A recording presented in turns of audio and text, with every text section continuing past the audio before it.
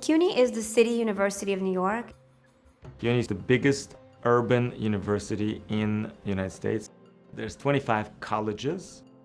The most egregious example of anti-Semitism run amok is what we saw at the CUNY Law School commencement. Their tradition is that the students vote in, I guess, a student to give a commencement speech.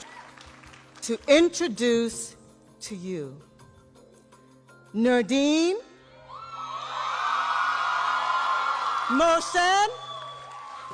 Kiswani. I've been facing a campaign of Zionist harassment by well-funded organizations with ties to the Israeli government and military on the basis of my Palestinian identity and organizing. Join me in welcoming Fatima Mohammed, elected by the graduating full-time pre-cal cohort, to offer remarks.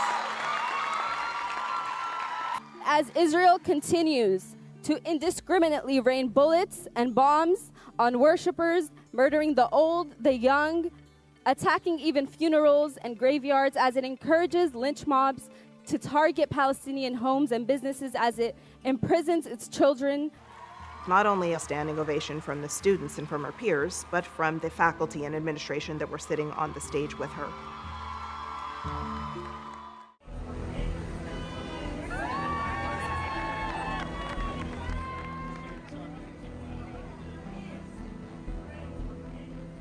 Last year we had this long one-day hearing on anti-Semitism where we exposed pervasive discrimination, harassment, anti-Semitism against students and faculty.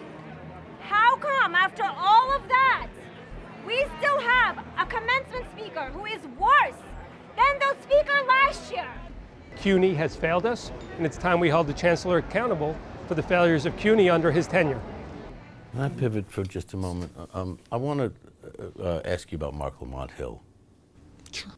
We demand decolonization. We demand an end to the occupation. We demand an end to apartheid.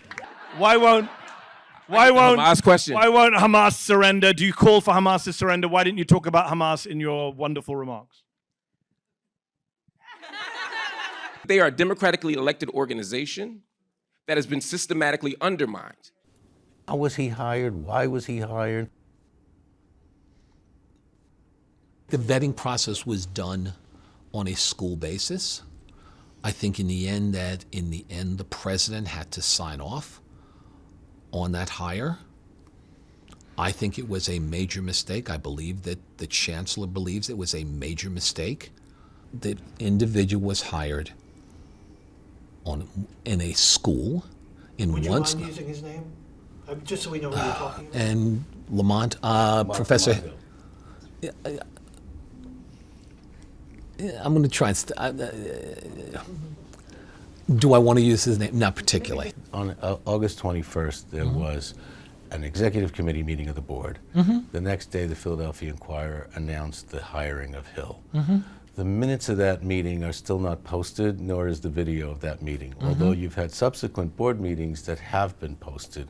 Can you enlighten us as to whether the executive committee approved the hiring at that meeting and why the minutes are not posted yet on the CUNY website? Absolutely not, and was not discussed in that meeting. So why haven't the minutes of that meeting been posted? I have no clue. That's not what I do. Okay. I can tell you, when the committee goes into executive session, those minutes are not public because it's usually about legal, personnel. Assuming that's true, the optics are still bad that it met the day before the Inquirer broke the story. So would you consider, at least in the interest of optics and PR, to release the minutes of that meeting to disprove the theory that maybe there was an approval? No, I'm not going to do that. It's ridiculous. Come on. New York state law requires, with few exceptions, that public business must be conducted in an open and public manner.